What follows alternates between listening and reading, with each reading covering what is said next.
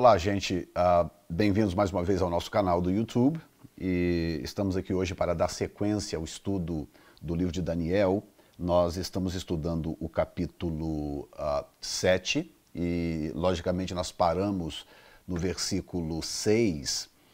E eu fico até feliz porque as pessoas têm pedido, cobrado muita gente, mandando e-mails. Cadê a segunda parte? Onde é que está o resto do estudo, etc. e tal. Isso me alegra bastante, porque, na verdade, o único propósito da existência desse canal é exatamente poder ensinar a palavra de Deus para aqueles que têm fome e desejo de aprendê-la. Então, eu quero dar sequência para vocês. Eu sou o pastor Jefferson Neto e nós vamos, portanto, para o texto bíblico. Eu quero tentar salvar o máximo de tempo que eu puder para poder ver se eu consigo, em mais um vídeo, mais esse vídeo, analisar o restante do capítulo. Não é fácil, porque o capítulo 7 é realmente tremendo. O 7 e o 8 talvez detém talvez o grande segredo do livro, do livro de Daniel, perdão. Então nós vamos ao capítulo 7. Em primeiro lugar, eu quero lembrar a você que nós lemos até o versículo 6, mas eu quero voltar ao primeiro versículo só para poder fazer a devida conexão, porque senão, se você estiver assistindo esse vídeo, por exemplo, e não tiver assistido o primeiro, então talvez a coisa não faça um pouco sentido, então eu vou fazer essa conexão para nós darmos sequência, então, imediatamente, tá bom? Então, Daniel capítulo 7, versículo 1 diz que no primeiro ano de Belsazar, rei da Babilônia, teve Daniel na sua cama uns sonhos e visões à sua cabeça, escreveu logo o sonho e relatou a suma das coisas. Logicamente que eu não vou gastar muito tempo no começo, porque já foi explicado. Falou Daniel e disse: estava olhando na minha visão da noite, e eis os 4 ventos do céu combatiam no grande mar, e 4 animais grandes, diferentes uns dos outros, subiam do mar. O primeiro era como leão e tinha asas de águia, e olhei até que lhe foram arrancadas as asas, e foi levantado da terra e posto em pé como um homem, e foi-lhe dado um coração de homem. E cada animal tem uma característica, eu comentei isso no primeiro vídeo. Portanto, a característica deste animal que representa a Babilônia é coração de homem. Versículo 5, continuei olhando, e eis aqui o segundo animal, semelhante a um urso, o qual se levantou de um lado, tendo na boca 3 costelas entre os seus dentes, e foi-lhe dito assim: levanta-te e devora muita carne. Portanto, esta é a característica do animal que representa a Pérsia. Levanta e devora muita carne. Versículo 6, que foi onde nós paramos, diz assim: depois disso, eu continuei olhando, e eis aqui outro semelhante a um leopardo, e tinha 4 asas de ave nas suas costas.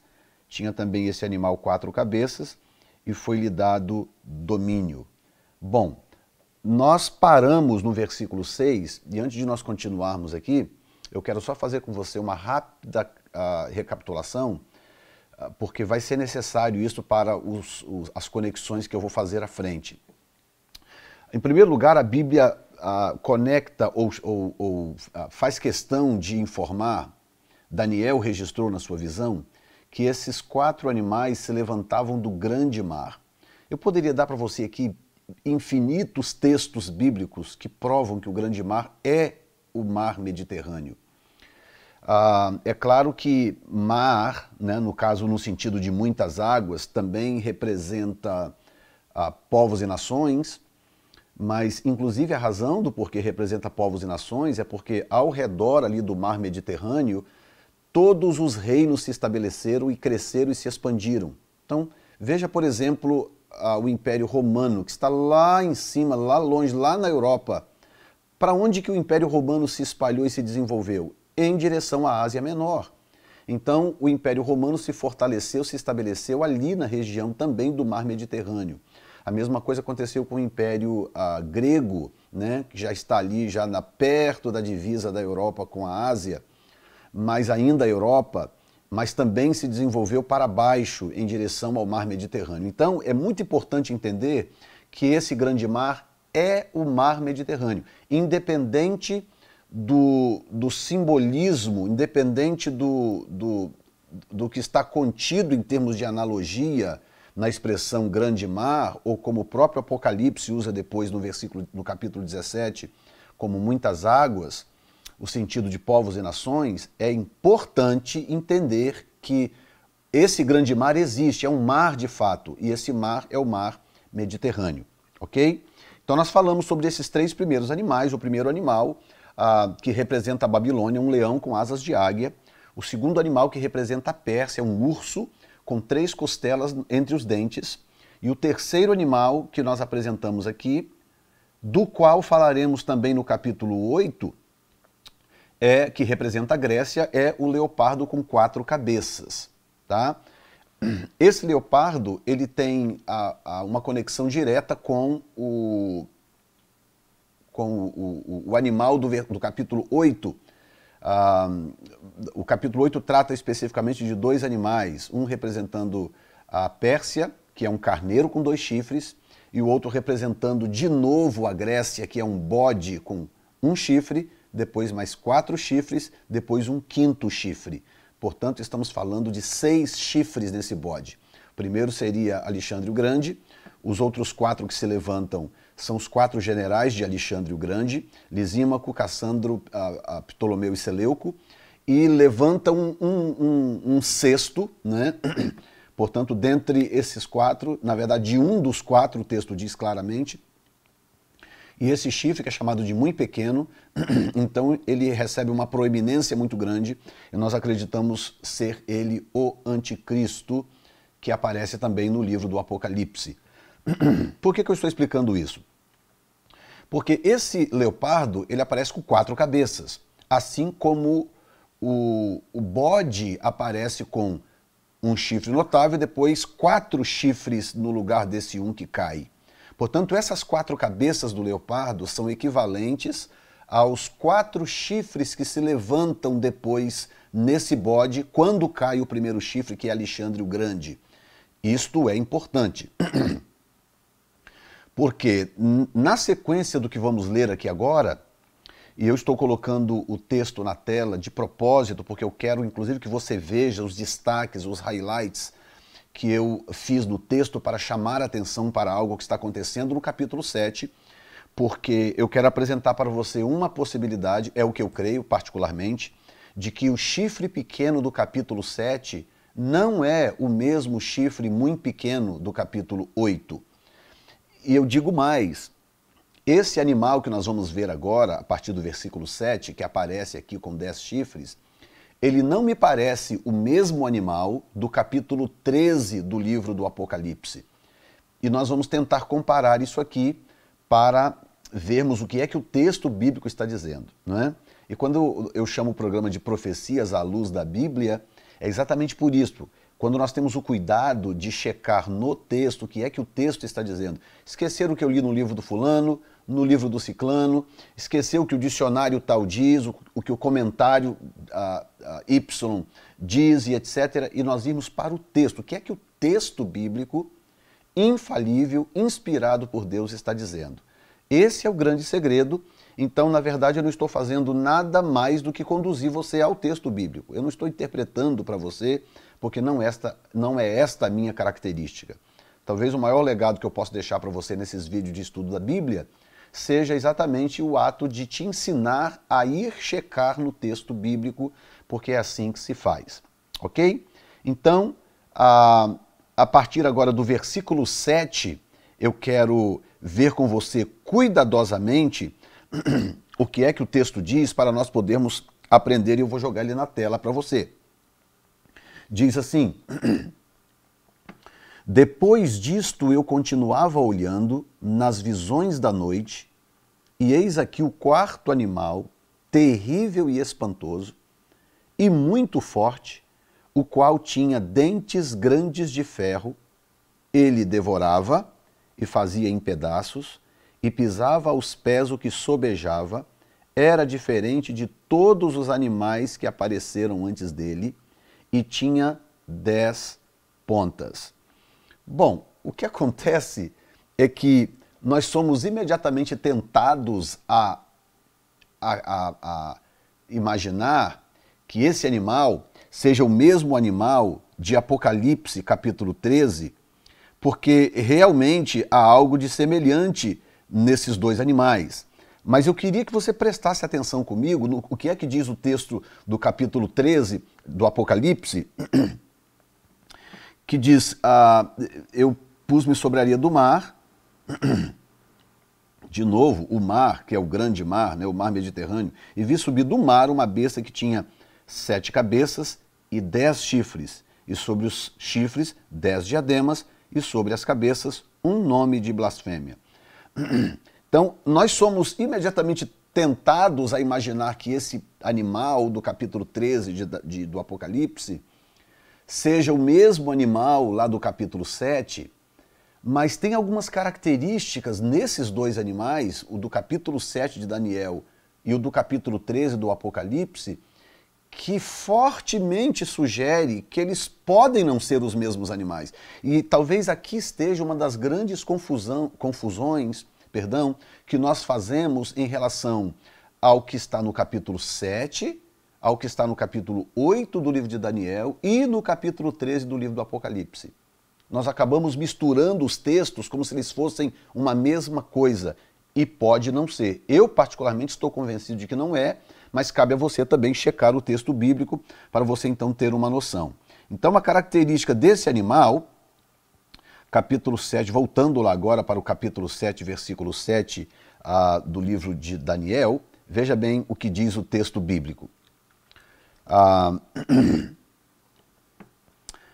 Depois disso eu continuava olhando nas visões da noite, e eis aqui o quarto animal, terrível e espantoso, muito forte, o qual tinha dentes de ferro, dentes grandes de ferro, ele devorava, fazia em pedaço e pisava aos pés o que sobejava.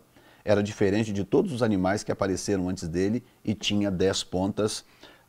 Eu estou lendo na versão revista e corrigida de Almeida. Então, 10 pontas. Estando eu considerando as pontas, eis que entre elas subiu outra ponta pequena, diante da qual 3 das pontas primeiras foram arrancadas. E eis que nessa ponta havia olhos como olhos de homem, e uma boca que falava grandiosamente. Eu vou seguir a leitura, depois eu volto para o comentário. Continuei olhando até que foram postos uns tronos, e um ancião de dia se levantou, e sua veste era branca como a neve, o cabelo da sua cabeça como a limpa lã, e o seu trono chamas de fogo, e as rodas dele fogo ardente. Um rio de fogo, uma nave saía diante dele, milhares de milhares o serviam, milhões de milhões estavam diante dele. Assentou-se o juízo e abriram-se os livros.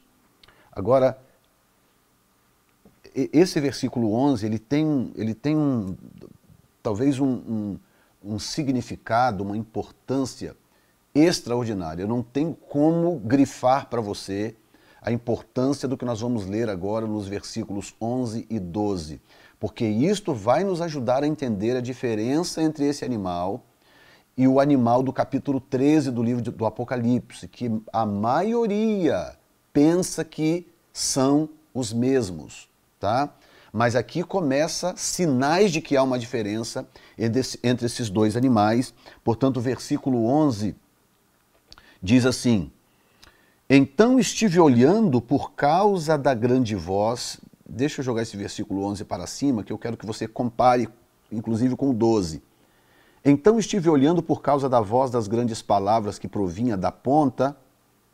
Estive olhando até que o animal foi morto e o seu corpo desfeito e entregue para ser queimado pelo fogo. Então, pausa e preste atenção nisso que o texto está dizendo. Olha o que o texto está dizendo. É uma pista tremenda para nos ajudar a entender que este animal não tem um papel significante no tempo do fim. Esse animal, esse quarto animal, terrível e espantoso, que representa o Império Romano, o texto está vindo aqui na contramão do que a grande maioria acredita. A grande maioria. Então, veja por você mesmo. Você não precisa acreditar nas minhas palavras. Estive olhando por causa da voz das grandes palavras que provinha da ponta. Estive olhando até que o animal foi morto e o seu corpo desfeito e entregue para ser queimado pelo fogo. Gente, eu não sei se é só para mim que está extremamente claro o que o texto está dizendo, que esse quarto animal, espantoso, terrível, que inclusive assustou Daniel, Daniel quis saber um pouco mais sobre esse animal, que mais à frente o texto vai voltar a falar sobre esse animal, e nós vamos ter uma segunda grande pista de que esse animal não é o mesmo animal de Apocalipse capítulo 13, nós vamos entender claramente por quê. Mas as pistas estão aqui no texto. O texto está falando claramente. Então, se o texto está me dizendo que o animal foi morto e o seu corpo desfeito e entregue para ser queimado pelo fogo, três coisas que o texto está dizendo. O animal foi morto, o seu corpo desfeito e entregue para ser queimado pelo fogo. Morto, desfeito e o corpo entregue para ser queimado pelo fogo. Como que esse animal pode exercer algum papel de proeminência no tempo do fim, depois de ter sido morto, o seu corpo desfeito e entregue para ser queimado pelo fogo? Não faz o menor sentido. E agora, quando você vê o versículo 12, você vai perceber que a Bíblia não está dizendo isso por acaso. Isso aqui não é uma expressão jogada ao vento. Há uma razão para a Bíblia dizer o que está dizendo. Então, veja agora, versículo 12, olha isto.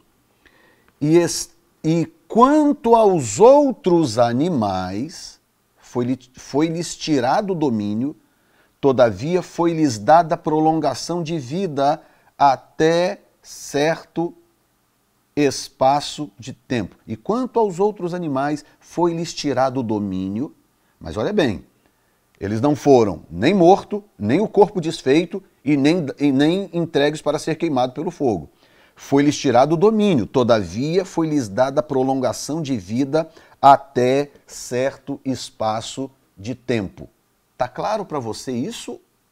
Ou será que é só para mim que está claríssimo o que o texto está dizendo? Agora, veja bem, faz sentido. Por que que o animal... Primeiro vamos rever o que o texto está dizendo. Esse animal, o quarto, foi morto, tá? Seu corpo desfeito e entregue para ser queimado pelo fogo. Ok. Mas quanto aos outros animais, que outros? Quais são esses outros? Os três primeiros. O leão com asas de águia, o leopardo com 4 cabeças e na sequência, o leão com asas de águia, o urso com 3 costelas na boca e o leopardo com 4 cabeças. Esses 3 animais, o leão com asas de águia, o urso com 3 costelas na boca e o leopardo com 4 cabeças, esses não foram mortos. Esses foi tirado o domínio deles, mas eles receberam uma prolongação de vida. É isso que o texto está dizendo. Uma prolongação de vida até certo espaço de tempo. Por que que esses 3 animais receberam prolongação de vida até certo espaço de tempo? Aqui está. Apocalipse de novo. Vamos de novo lá para Apocalipse. Eu vou jogar na tela para você, logicamente, e eu quero que você veja isso. Olha aqui. Eu pus-me sobre a areia do mar e vi subir do mar uma besta que tinha 7 cabeças e 10 chifres. Isso, lembre-se disso, 7 cabeças, tá? Então, não são apenas 10 chifres, são 10 chifres com 7 cabeças. E sobre os chifres 10 diademas e sobre as cabeças um nome de blasfêmias. Verso 2. Aqui no verso 2, nós entendemos por que que os 3 animais receberam prolongação de vida. O quarto foi morto. O corpo desfeito, entregue para ser queimado pelo fogo. Mas os 3 primeiros não. Os 3 primeiros perderam o domínio, mas receberam prolongação de vida. Então, o verso 2 explica por que que os 3 receberam prolongação de vida até um certo espaço de tempo. Então, olha comigo aqui.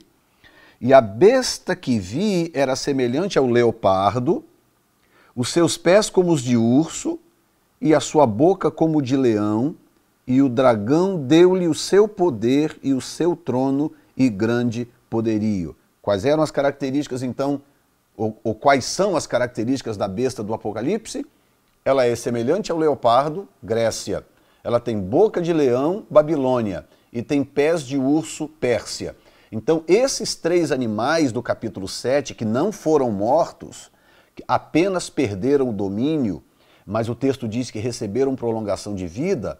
A razão do porquê eles recebem prolongação de vida é porque são eles que dão a característica da besta do Apocalipse. A besta é semelhante ao leopardo, tem boca de leão e pés de urso. Então, ora, se ela tem boca de leão, então ela também tem cabeça de leão, não é verdade? Cabeça de leão, porque a cabeça fica na boca, tá? Então a cabeça do animal, ouça bem, a cabeça do animal, ou no caso, a fisionomia, digamos assim, das cabeças desse animal, que são 7 cabeças, tem a ver com a Babilônia. De novo, volta para a situação que eu expliquei no vídeo anterior. Caso você não tenha visto, eu peço que você veja, Daniel capítulo 7, parte 1, que todas as características da Babilônia, na tipologia de Daniel, têm a ver com liderança. Ela aparece como a cabeça de ouro da estátua, né, sendo que cabeça lidera o corpo, o ouro lidera entre os minerais. Depois aparece como leão, que lidera entre os animais terrestres, é o rei dos animais, com asas de águia, que é a rainha das aves. Então, todas as características dadas à Babilônia na tipologia de Daniel têm a ver com liderança. Tá? A cabeça lidera o corpo, o ouro lidera os minerais, o leão lidera os animais e a águia lidera as aves. Ok? Então todas as características são de liderança. Por isso que a boca desse animal nas cabeças do Apocalipse 13 é boca de leão. Para ser boca de leão tem que ter cabeça de leão, porque a boca fica na cabeça. Então, a liderança, o espírito que lidera digamos assim, esta composição satânica, porque é uma composição, corpo de leopardo, pés de urso, boca de leão. É uma composição satânica. Satanás veio reunindo ao longo do tempo as piores características, digamos assim, os piores ingredientes de corrupção desses impérios para formar para levantar alguém, para trazer alguém à luz que pudesse expressar o que há de pior que esses impérios foram semeando ao longo do tempo, à medida em que cada império, né, exercia o seu domínio sobre a face da terra. Está entendendo? Então, a primeira característica é que essa besta, ou primeiro detalhe em relação, comparando agora com Daniel capítulo 7, é que a razão do porquê os 3 primeiros animais perdem o domínio, mas recebem uma prolongação de vida, está muito claro a razão. A razão é simples, são esses 3 impérios que dão características à besta do Apocalipse capítulo 13. Portanto, se eu ficar muito voltado para Roma, eu posso estar perdendo o meu tempo, porque sequer aparece no animal do capítulo 13 a característica do Império Romano. O Império Romano não tem características, não fornece características para a besta do Apocalipse. Está claríssimo. Não importa o quanto você acredite no que eu estou falando, você tem que crer no texto, pelo menos. E o texto está dizendo claramente que esse animal tem características da Grécia, da Babilônia e da Pérsia e ponto final. Não importa o que se diga mais. Essas são as características desse animal. Tá bom? Então agora voltando para o capítulo 7, nós queremos dar sequência a esse entendimento. Aqui está, versículo 8. Estando eu considerando as pontas, eis que entre elas subiu outra ponta pequena, diante da qual 3 das pontas primeiras foram arrancadas. E eis que nesta ponta havia olhos como olhos de homem, e uma boca que falava grandiosamente. Continuei olhando até que foram postos tal. Então eu vou agora pular para o versículo 11 e 12, porque para dar sequência ao que estamos falando, porque aqui está talvez uma das maiores chaves, né? Então estive olhando por causa da voz das grandes palavras que provinha da ponta, estive olhando até que o animal foi morto e o seu corpo desfeito entregue para ser queimado. Pronto. E quanto aos outros animais, foi-lhe tirado o domínio, todavia foi-lhe dada a prolongação de vida por certo espaço de tempo. Eu estava olhando nas minhas visões da noite, e eis que vinha nas nuvens do céu um como o filho do homem. Então veja bem, quando o texto fala dos animais que receberam prolongação de vida, dos 3 primeiros animais, imediatamente o que o texto faz? O texto conecta isso com a vinda de Jesus. Então esses 3 animais, cujas características são encontradas na besta do Apocalipse, esses animais estão diretamente conectadas com o tempo do fim. Como que eu sei disso? Por causa do texto. É o texto, eu tenho que prestar atenção no texto. Eu estava olhando nas minhas visões da noite, e eis que vinha nas nuvens do céu um como semelhante ao Filho do Homem, e dirigiu-se ao ancião de dias, que é Deus Pai, e o fizeram chegar a ele. E foi-lhe dado o domínio, e a honra e o reino, para que todos os povos, nações, línguas o servissem. O seu domínio é um domínio eterno.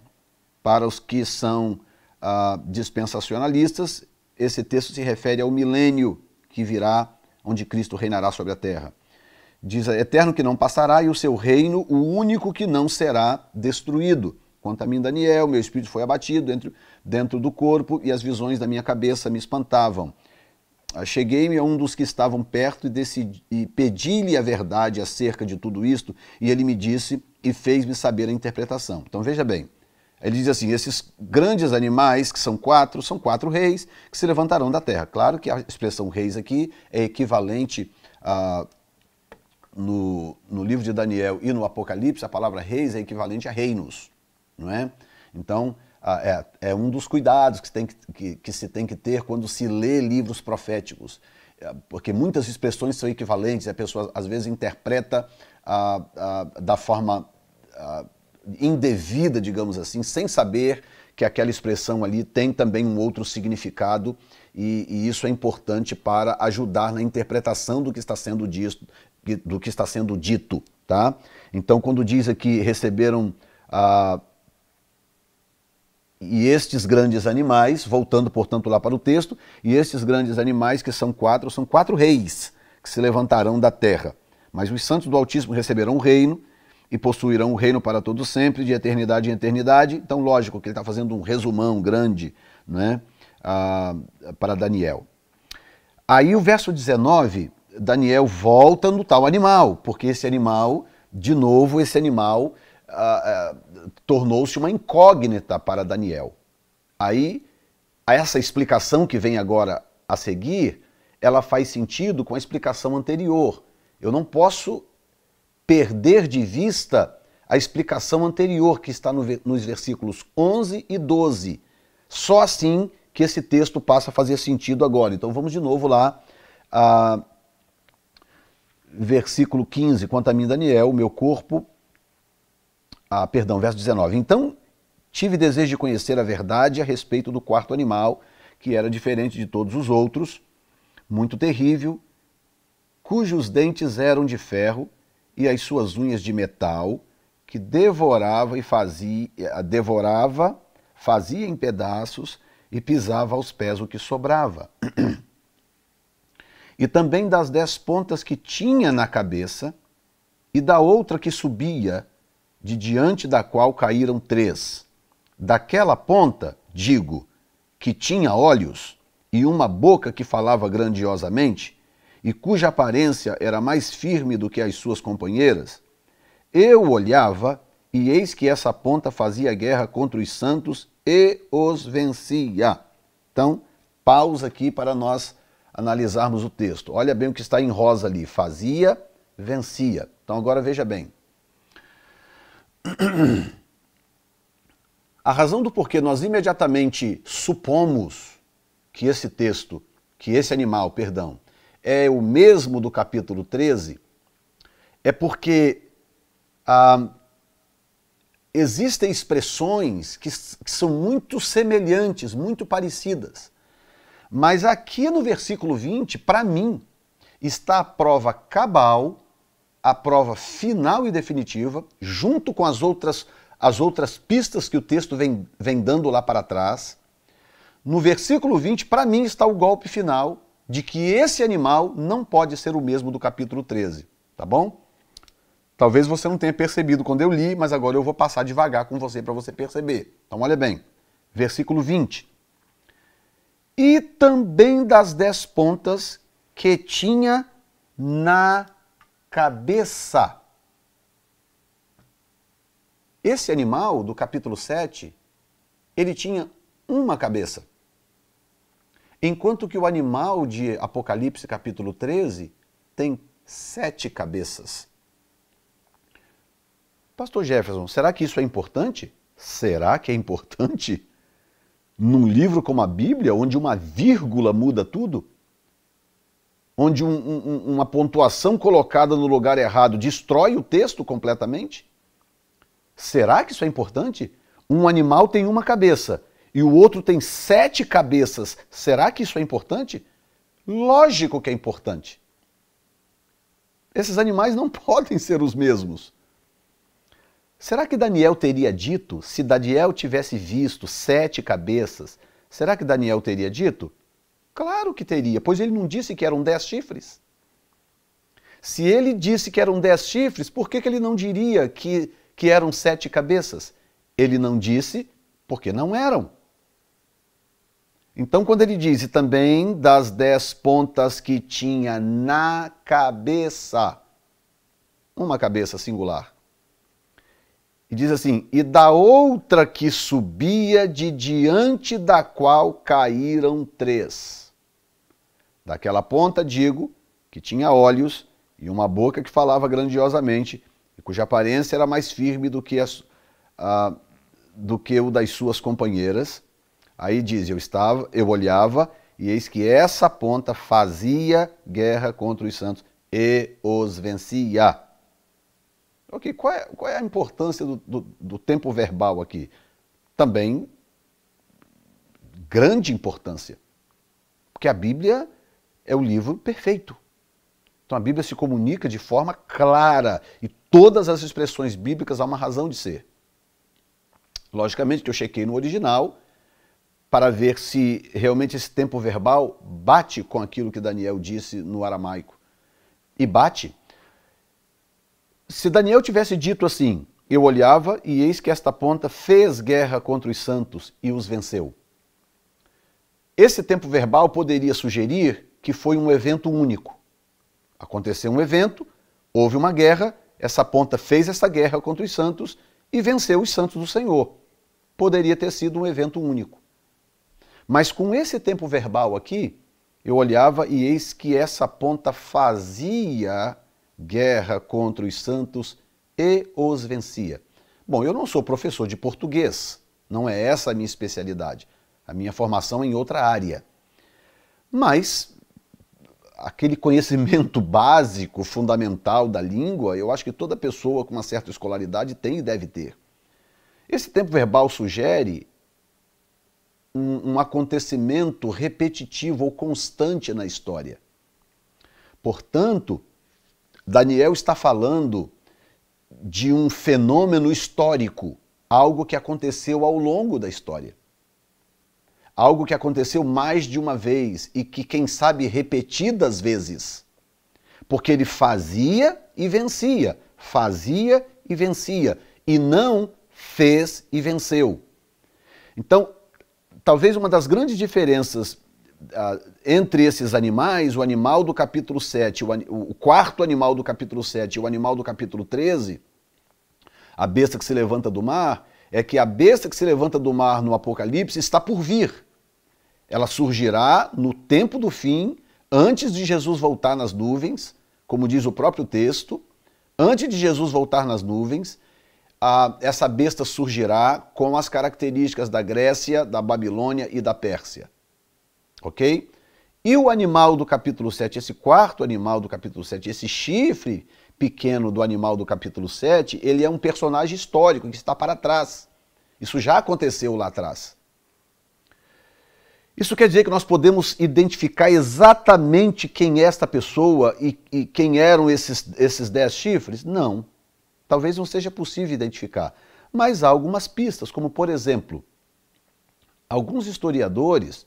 Você pode, inclusive, pesquisar aí no Google, porque as pessoas, quando assistem os meus vídeos, Depois elas começam a me encher de perguntas. Ah, manda para mim a fonte da sua pesquisa, onde foi que você pesquisou, onde que você achou essa informação, onde que você encontrou aquela e tal. Então eu quero que vocês entendam que eu leio e estudo profecias há mais de 30 anos. São 30 anos lendo, estudando e pesquisando. E há 15 anos eu moro nos Estados Unidos da América, portanto há 15 anos que a minha fonte de pesquisa tem sido em inglês. Eu tenho lido, inclusive daqui a pouco, não daqui a pouco, num próximo vídeo, quando nós falarmos sobre a besta, mesmo no capítulo 8, eu vou ter que abordar algumas coisas sobre os cavalos do Apocalipse, do capítulo 6, e eu vou ter que usar alguns slides em inglês, porque a minha fonte de pesquisa é toda em inglês. Há 15 anos eu moro aqui nesse país. Então o que acontece? Eu leio, estudo, pesquiso muita coisa, nem sempre dá para ficar registrando cada fonte pesquisada, lida e etc. para poder postar nos meus vídeos, e seria inclusive muito enjoado para os nossos internautas, né?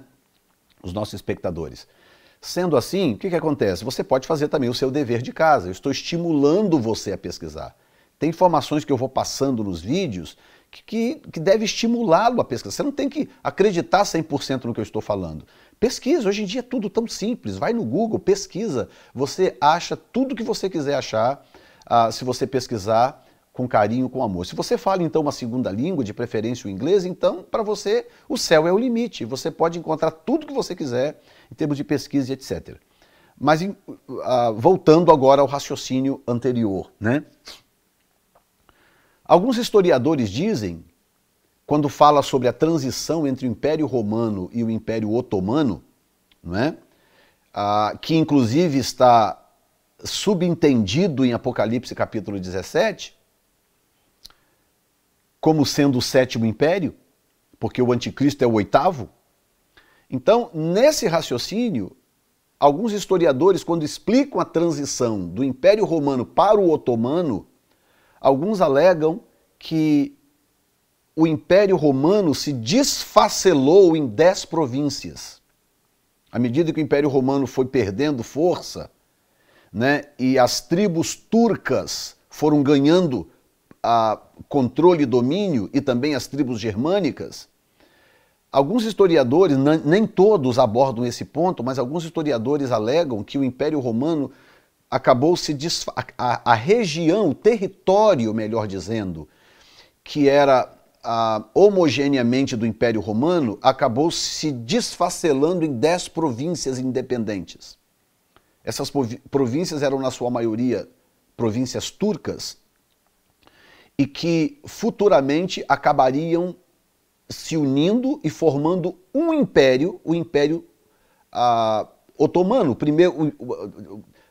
ou elegendo, melhor dizendo, o primeiro imperador, unificando assim as tribos nômades no império único que é o Império Otomano. Então, olha bem que coisa impressionante. O texto apresenta o animal como tendo 10 chifres, uma cabeça só com 10 chifres, e o texto diz que de dentre esses chifres surgiria um chifre pequeno. Ora, algumas pessoas querem apresentar esse chifre pequeno como sendo um dos imperadores do Império Seleucida, né? Mas o que acontece é o seguinte, chamado Antíoco Epífanes. O que acontece é o seguinte, não há como ser Antíoco Epífanes nesse texto, porque Antíoco Epífanes foi antes do Império Romano. Antíoco Epífanes veio na divisão do Império Grego. O Império Romano surgiu depois de Antíoco Epífanes. Então não tem como esse chifre pequeno do capítulo 7 ser Antíoco Epífanes, porque Antíoco Epífanes já tinha passado. O Império Romano veio depois. Então esse chifre pequeno tem que ser um personagem que está para trás, mas que seja pós-Império Romano. Eu tenho cá as minhas suspeitas, logicamente. Eu posso até apresentar para você a suspeita baseado no que eu entendo que o anticristo poderá ser um muçulmano. Pode ser um muçulmano que surgirá e que pode ser inclusive o chamado Messias islâmico, né? O Mahdi, esse personagem que os muçulmanos esperam no tempo do fim, que surgirá para converter a terra ao Islã e para derrotar os inimigos de Alá. Então esse é o Messias islâmico, chamado Mahdi. E, curiosamente, com características muito semelhantes ao anticristo da Bíblia, tá bom? Agora, o que acontece? Esse Mahdi, ele surgirá como uma espécie de reencarnação de Maomé. Eles não usam o termo reencarnação, né, especificamente. Eles não usam esse tipo de termo, né? Eles dizem que o Mahdi surgirá ou virá com o espírito de Maomé. Então, olha que coisa curiosa, gente. Vê se isso não é curioso. Nós temos uma primeira besta que se levanta do mar, e nós temos uma segunda besta que se levanta da terra, e a função dessa segunda besta que se levanta da terra é dar vida para a primeira besta, que o texto diz que era e já não é e que voltará a ser, no capítulo 17. Então, sinceramente, eu quero apresentar como possibilidade para vocês desse chifre pequeno do capítulo 7 ser o próprio Maomé, o fundador do Islã. Porque a característica mais forte desse chifre é o que ele diz, são as palavras que ele diz. São palavras terríveis, contra o Altíssimo, palavras fortes, etc. Todo o destaque para esse chifre tem a ver com o que ele diz. E ele fazia guerra contra os santos e os vencia. Então, não sei, a história está muito parecida para eu não considerar isso como uma possível verdade. O Império Romano se desfacelou em 10 prováveis províncias. Essas províncias eram turcas, essas províncias se unificaram, elegeram o imperador Osman I, formando o primeiro Império Otomano.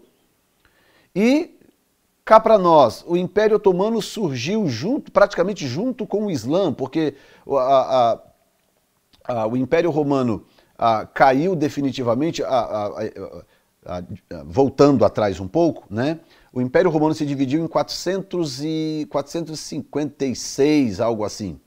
Se dividiu, a sede foi para Constantinopla. Em 1453, então, o Império caiu definitivamente. Até lá, 1453, o Império Otomano estava se estabelecendo em silêncio. Portanto, de 400 e pouco a 1453, desse período aí de praticamente 1000 anos, o Império Otomano estava se estabelecendo em silêncio. E o que acontece em 600 e pouco? Nasce o Islã. Então o Islã surgiu em 600 e pouco, 612 por aí mais ou menos, e aí então Maomé começou a sua cruzada contra os judeus e contra os cristãos para estabelecer o islamismo naquela região. E então acabou que quando o Império Otomano se tornou império, quando as tribos se uniram, o império já era 100% islâmico. Ora, é muita informação, digamos assim, plausível para eu simplesmente ignorar tudo isto. Entendeu? Então, esta é a minha análise do que esse animal pode ser e do que esse chifre pequeno também possa vir a ser ou tenha sido, já que eu acredito que esse chifre pequeno do capítulo 7 é um personagem histórico que está lá atrás. Tá? Aí o versículo 22 diz, até que veio o ancião de dias e foi-lhe dado juízo aos santos do Altíssimo e chegou o tempo em que os santos possuíram o reino. Disse assim, o quarto animal será o quarto reino na terra, o qual será diferente de todos os reinos, devorará toda a terra e pisará os pés e fará em pedaço. E quanto às 10 pontas daquele mesmo reino se levantarão 10 reis, e depois dele se levantará outro, o qual será diferente dos primeiros e abaterá 3 reis. Eu acabei de te contar a história de como surgiu o Império Otomano. Tá? E proferirá palavras contra o Altíssimo, e destruirá os santos do Altíssimo, e cuidará em mudar o tempo e a lei. Olha isso. Então, como é que eu vou dizer isso para vocês para fazer sentido? Você sabe que o Islã, ele não é apenas uma religião. O Islã é um projeto de governo. O Islã tem uma constituição própria de governo.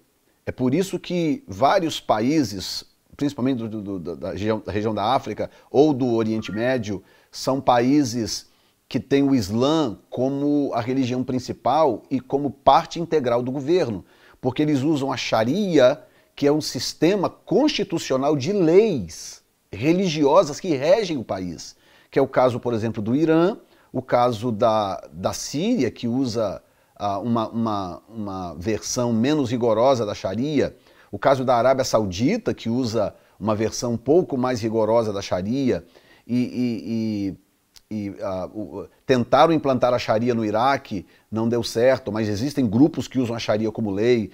Eles vêm tentando implantar a Sharia na Turquia já há algum tempo, ainda não conseguiram, mas vêm tentando. Tentaram no Egito, não conseguiram, mas continuarão tentando, e por aí vai. Então, essa Sharia é literalmente uma mudança de lei.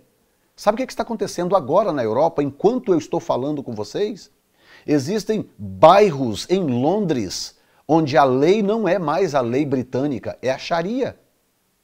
Se eu tivesse lembrado disso, eu teria colocado isso aqui. Na verdade, eu posso até tentar localizar para vocês aqui, porque é tão impressionante o que eu estou dizendo para vocês que chega a ser chocante. Eu vou tentar depois localizar aqui e colocar para vocês. Existem bairros em Londres onde o tribunal que opera são tribunais de Sharia, da lei islâmica, e não lei britânica. Estão tentando fazer o mesmo na França, estão tentando fazer o mesmo na Alemanha. Aqui nos Estados Unidos da América, onde eu moro há 15 anos, existe um movimento islâmico tentando trazer a Sharia para os Estados Unidos. Claro que eles começam de forma localizada, regionalizada, usando o seguinte argumento: ah não, a maioria aqui é de muçulmanos, então nós gostaríamos de ter a Sharia como a nossa lei. E assim eles vão gradativamente usando contra nós a própria democracia, porque eles se multiplicam às centenas, eles se multiplicam aos milhares, e chega um ponto que eles acabam se tornando maioria num determinado lugar. Isso está acontecendo agora diante dos nossos olhos. Eu fiz uma previsão em 2008, você pode procurar aí nos meus vídeos, se eu não me engano, o vídeo chamado O Anticristo. Eu fiz uma previsão em 2008 de que a Europa seria invadida por muçulmanos em poucos anos. Quando eu fiz essa previsão em 2008, eu coloquei num programa de rádio que nós tínhamos na época, e eu recebi tanta crítica, tanto e-mail, tanto telefonema criticando, falando que eu estava falando besteira, que isso não ia acontecer nunca, que isso era uma bobagem, etc. Em 2008 eu fiz essa previsão. Agora, olha o que está acontecendo diante dos nossos olhos na Europa há pouco mais aí de 3, 4 anos. Na verdade, nos últimos 2 anos. Olha o que está acontecendo na Europa. São milhões de muçulmanos invadindo a Europa, e são milhares toda semana. Eles reportam milhares por semana. Está chegando a um ponto em que, muito breve, os muçulmanos serão maioria em vários países europeus. E você sabe o que acontece quando um grupo se torna maioria num país democrático, não é verdade? Nós temos tanto orgulho da democracia, temos tanto prazer em sermos democráticos, não é verdade? Mas o que acontece quando um certo grupo se torna maioria numa democracia?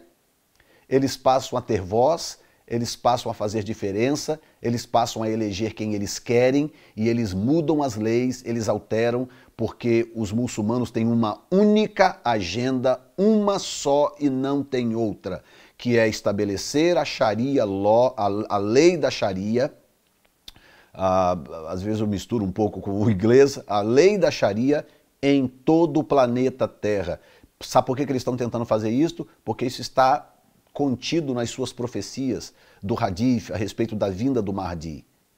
Tá? A Sharia tem que ser implantada em vários lugares do mundo para que o Mahdi possa vir, o Messias do Islã, e então converter o mundo ao Islã.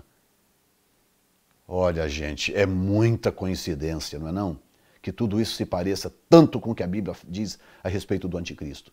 E, logicamente, que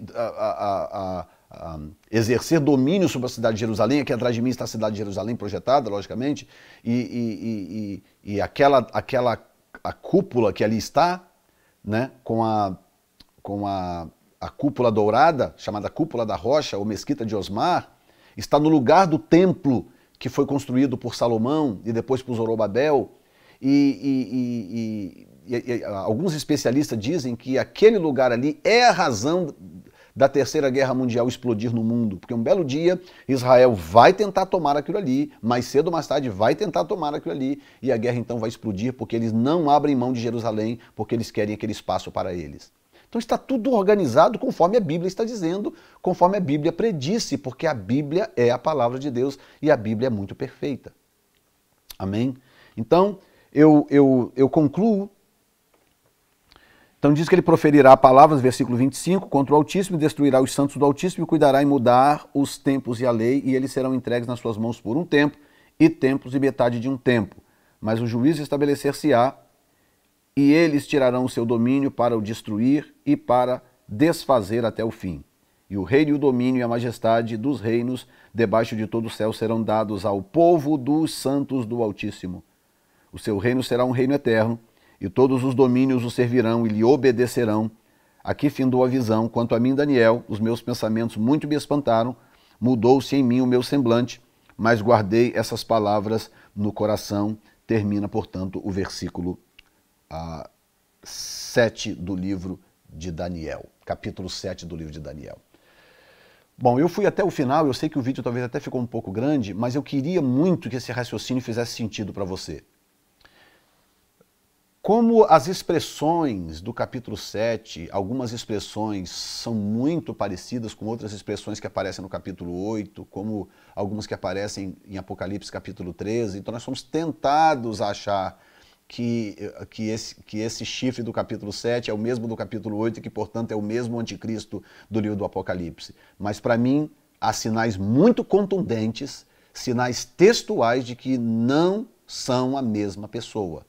Tá? Então, eu te dei as razões e as explicações devidas, né? Logicamente, vai lá, faz as suas pesquisas, leia, se informe, porque essa é a intenção desse canal. Tá bom? Então, eu quero... aliás, deixa eu mostrar para você uma coisa muito importante. Eu acho, pelo menos, importante te mostrar isso que eu vou mostrar aqui, que está no versículo... versículo 25, na verdade, que diz, e proferirá palavras contra o Altíssimo, e destruirá os santos do Altíssimo, cuidará em mudar os tempos e a lei, já falamos, e eles serão entregues nas suas mãos por um tempo, e tempos e metade de um tempo, né? Mas o juiz estabelecer-se-á e etc. Então, essa expressão aqui, tempo, tempos e metade de um tempo, que tem a ver com a grande tribulação, é uma das coisas, um dos fatores que, digamos assim, que confunde o leitor, que imediatamente faz o leitor imaginar que, portanto, tem que ser o mesmo indivíduo predito nos outros textos.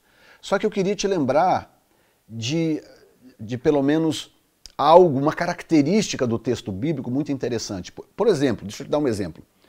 Quando Jesus está andando na terra, passeando, pregando aqui e acolá, ele chega numa região chamada Jericó, e então um cego começa a gritar atrás dele, dizendo, Jesus, filho de Davi, tem misericórdia de mim. Jesus, filho de Davi, tem misericórdia de mim. Então eu te faço uma pergunta. Davi era pai de Jesus? Não. Impossível. Porque entre Davi e Jesus tem algumas boas centenas de anos, não é verdade? Não tem como Davi ser pai de Jesus. A distância cronológica é muito grande. Então por que aquele moço está chamando de Jesus de filho de Davi? É porque a Bíblia usa esse tipo de expressão para conectar eventos, às vezes, que estão distantes, ou pessoas que estão distantes, mas que são marcadas por alguma característica de proeminência. Eu expliquei isso, por exemplo, falando do capítulo 5 do livro de Daniel, quando Belsazar é chamado de filho de Nabucodonosor. Na verdade, ele não era filho, ele era neto de Nabucodonosor. Ele era filho de Nabonido, neto de Nabucodonosor, mas o texto chama ele de filho de Nabucodonosor, não chama de filho de Nabonido. Então, a Bíblia usa muito esse tipo de expressão quando, de um versículo para o outro, a Bíblia salta quilômetros ou salta eras para poder manter conectadas, digamos assim, ideias semelhantes ou personagens semelhantes que estão de alguma forma conectados na história por características específicas, mas separados cronologicamente, em termos de espaço de tempo, tá? Então, isto pode estar acontecendo aqui. Eu não ignoro o fato de que esse tempo, tempos e metade de tempos, pode ter a ver com a grande tribulação, como pode não ter também. Pode não ter também. Tanto pode quanto não pode, mas eu tenho que manter essa possibilidade de como a Bíblia se comunica, como, por exemplo, no próprio versículo 26 diz claramente: mas o juízo estabelecer-se-á, e eles tirarão o seu domínio para o destruir e para o desfazer até o fim. Quer dizer, de um versículo para o outro, o texto já dá um salto lá na frente. E o reino, o domínio e a majestade dos reinos debaixo do céu serão dados ao povo do Altíssimo, e o seu reino será um reino eterno. Aqui já está para depois do milênio, então o texto já está saltando 1000 anos lá na frente. Entende? Então, é esse tipo de cuidado que nós temos que ter quando nós lemos o texto bíblico, para saber que Deus se comunica realmente de uma forma singular, de uma forma única, para nos fazer entender como que a sua palavra é uma palavra única e uma palavra poderosa para nos ajudar no nosso crescimento espiritual, tá bom? Então, eu quero te agradecer, obrigado por assistir esse programa. Se você puder divulgar o nosso canal para outras pessoas, eu te agradeço. Isso ajuda essas pessoas a crescerem no conhecimento do Senhor, no conhecimento da palavra de Deus. Deus te abençoe, em nome de Jesus. Amém.